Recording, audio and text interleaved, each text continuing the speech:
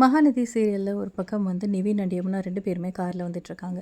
அப்போ நீங்கள் எங்கே போனீங்க சொல்லுங்கள், எனக்கு உண்மை தெரிஞ்சாகணும் அப்படின்னு. அதெல்லாம் சொல்ல முடியாது அப்படின்றாங்க. நீங்களும் காவேரியும் நான் கூத்தடிச்சிட்ருக்கிறது எனக்கு தெரியாதுன்னு நினைக்கிறீங்களா? ஒர்க் ஷாப்புன்னு சொல்லிட்டு ஒரு வாரம் நீங்கள் போய் அவளை பார்க்குறது என்ன, சேர்ந்து இருக்கிறது என்ன, இதெல்லாம் உங்களுக்கே அசிங்கமா இல்லை அப்படின்னோடனே, இப்போவே நீ காரை விட்டு இறங்கி போ அப்படின்றாங்க. நான் எதுக்கு இறங்கி போகணும், எங்கள் வீட்டில் சொல்லி உங்களை நான் அசிங்கப்படுத்துறேனா இல்லையான்னு பாரு அப்படின்னோடனே, ஏய் சி உன் அக்காவை பற்றி இவ்வளோ கேவலமாக நினைக்கிறேன், ஒரு நாளைக்கு என்ன பண்ண முடியுமோ பண்ணிக்கோ, அதுக்கெல்லாம் பயந்தவன் நான் கிடையாது அப்படின்னு நிவின் ரொம்ப தைரியமாக பேச, இருங்க உங்களுக்கு இருக்குது அப்படின்னு சொல்லிட்டு வேகமாக காரில் போயிட்டுருக்காங்க 2 பேரும். ஸோ இன்னொரு பக்கம் வந்து பாட்டி வந்து, என்னடி காவியம் வயிறு வரவு பெருசாக இருக்குது, கங்கை மாசமாக இருக்க மாதிரி இல்லையே, நீ மாசமாக இருக்க மாதிரியில் இருக்குது அப்படின்னோன்னா, ஐயோ அப்படின்னு மனசில் பயப்படுறாங்க. சும்மா இரு பாட்டி, சும்மா லூஸ் மாதிரி பேசிக்கிட்டு அப்படின்னு காவேரி வந்து சமாளித்தாலும் இன்னொரு பக்கம் பயப்படுறாங்க.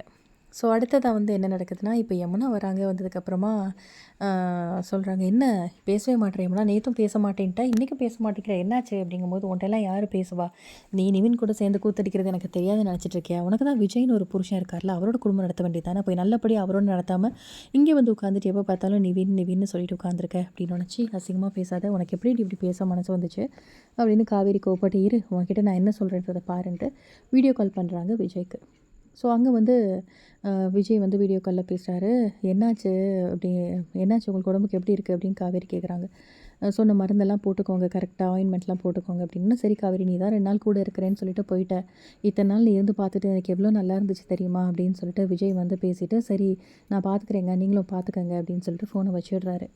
எனக்காச்சு மாமாக்கு அப்படின்னா, அவருக்கு அம்மா போட்டிருந்துச்சு, இத்தனை நாள் ஒர்க் ஷாப்னு சொல்லிட்டு நான் அங்கே தான் போயிருந்தேன் அவரை பார்த்துக்கிறதுக்காக, நீ நினைக்கிற மாதிரி கிடையாது, எவ்வளோ கேவலமாக பேசிட்டேன் அப்படின்னா அக்கா அப்படின்றாங்க. ஸோ அப்கமிங்கில் என்ன நடக்க போகுதுன்றதை பார்க்கலாம். இந்த வீடியோ பிடிச்சிருந்தால் லைக் பண்ணுங்கள். இந்த மாதிரி அப்டேட்க்கு நம்ம சேனலை சப்ஸ்கிரைப் பண்ணுங்கள். தேங்க்யூ.